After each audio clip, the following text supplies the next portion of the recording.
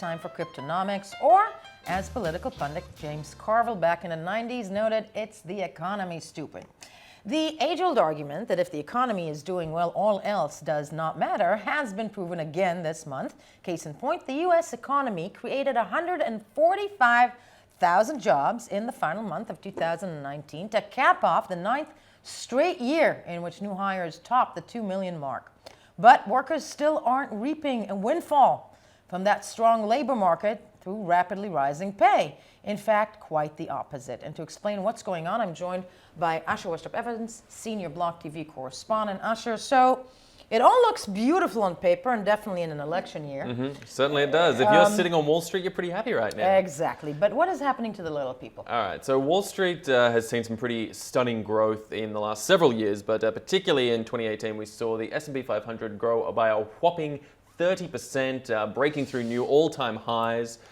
Doing incredibly well throughout the course of the year. However, the same cannot be said for wages in that same period, which as of December 2019, the last jobs report we saw come out just last week, we saw that it had declined back below the 3% mark, 2.9% wage growth year on year, below 3%. We're talking heading back towards levels of, around the financial crisis, the recovery period of the financial crisis, to be fair, not in the doldrums of the worst parts of it. But, certainly the pre-financial crisis level, sort of 4-5% wage growth we were seeing year on year is not re-emerging, despite the fact that we're at 50-year lows on unemployment, 3.5%. United States market, of course. Right, yes, we're talking US focus specifically here. 3.5% unemployment, it should mean that employers are fighting for workers and having to, obviously, naturally raise wages as the main means of getting new people to come on board. Classic economics 101. And why isn't that happening, Elle? Well, a number of different theories. Exactly. Yeah, why so is that not There happening? are a number of different theories abounding as to why that isn't happening. For a long time, people suspected it was an underemployment situation, that people were employed,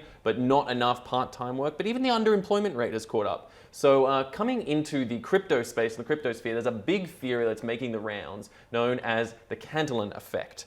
Now, the most simple interpretation of this, Yael, is effectively that when new money enters the economy, new fiat money in particular, it enters in an uneven manner. And in this current market, it's entering from the top. It's entering from the Treasury down through the commercial banks and into the banking sector before it's getting to anywhere towards your sort of wage earner, what Reagan might have called trickle-down economics approach. I was about to say, trickle-down economics, by the time it gets to, and back then in the Reagan days, it was the nutter fluffer gutter, so to speak, analogy. Yes. There's not enough left for the little Exactly. guy. I don't know if there's something in the dregs right now, someone's put a mesh shield through the coffee, or whatever it might be, but it's not trickling far enough down, so it seems. And according to this Cantillon effect, you're causing a massive inflationary pressure that means that wage earners are effectively losing value on themselves, on their cash reserves, even on their goods and assets, because money is flooding into the top end of the economy and effectively devaluing the dollar as a whole. Devouring the dollar as a whole. And just to bring it back slightly to us, apropos, one can argue that means people have no money to buy Bitcoin. But I was thinking about it today. Is Bitcoin then becoming actually rich people's money?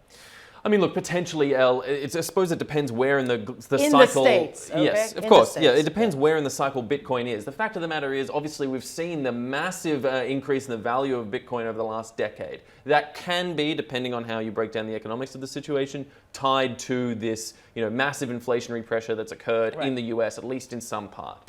Now, obviously, it can be very difficult. The approximately $8,000 needed to buy one Bitcoin under the current prices might be a bit rich for the blood of some average wage earners who don't have that much disposable income to put into these sort of investments.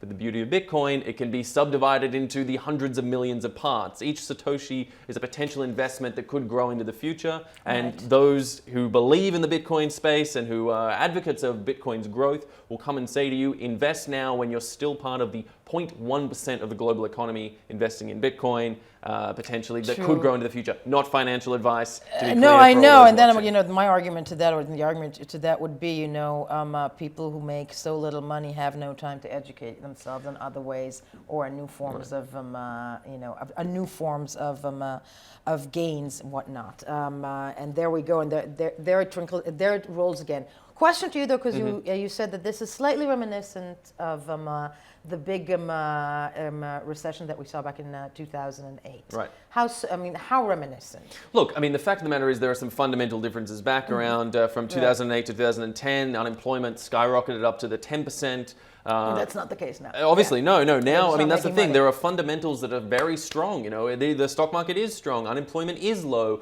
You know, the last jobs reports are 145,000 jobs added to the economy. It's softened a little bit from its peaks, but it's still on the ups. It's enough to keep the economy ticking over.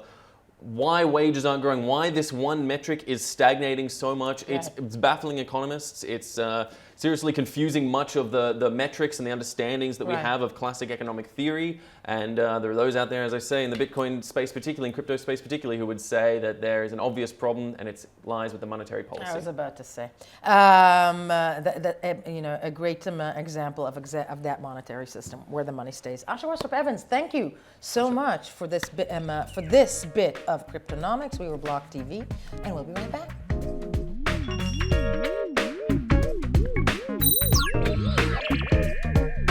For more news and updates, follow us on Twitter.